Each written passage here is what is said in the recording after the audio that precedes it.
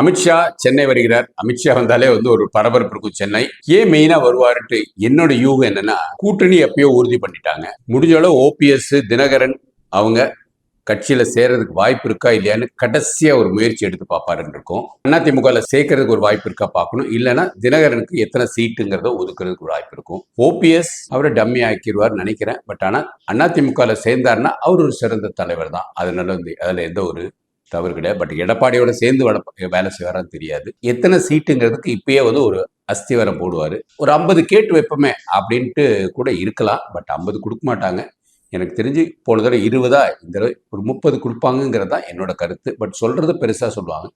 வேற நிர்வாகிகளை பார்த்து நீங்க எப்படி வேலை பார்க்குறீங்க, உங்களோட வேலை தான் மிக மிக அவசியம். ஏன்னா அவர் கீழ் லெவல் கட்டமைப்பை ரொம்ப சிறப்பாக உருவாக்குறவர். இன்னும் பாரதிய ஜனதா கட்சி கீழ் லெவல் கட்டமைப்பில் இன்னும் தரிகிணத்தம் தான் போட்டுட்டு இருக்காங்க. இப்போ தான் பிஎல்ஓ அது இதுன்னு இருக்காங்க. எவ்வளோதான் அது கஷ்டப்பட்டாலும் அந்த கீழ் லெவல் கட்டமைப்பை இன்னும் சரி பண்ண முடியல.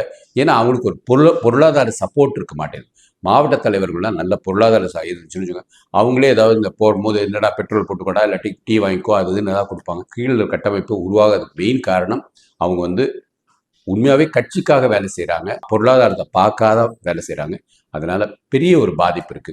ஸோ அமித்ஷா கீழ் ஒரு கட்டமைப்பை உருவாக்குறதுக்கு அவருடைய சாணக்கியத்தனத்தை சொல்லுவார். இது தவிர வேற ஒன்றும் எனக்கு இருக்குன்னு தோணலை. உங்களுக்கு எதாவது இருந்தால் பதிவு போடுங்க. ஆனால் அமித்ஷா வருகை தமிழ்நாட்டுக்கு ஒரு அதிரடி கொடுக்கும் அப்படின்னு நினைக்கிறேன். பாரதிய ஜனதா கட்சியில் இருக்க நாங்கள் எல்லாருமே அவரை வரவேற்போம். ஏன்னா அவர் இந்தியாவுக்கு ஒரு பெரிய பக்க பலமாக இருந்துட்டு இருக்கிறாரு. மறைமுகமாக மோடிக்கு ஒரு ரைட் ஹேண்டாக இருந்துட்டு இருக்கிறாரு.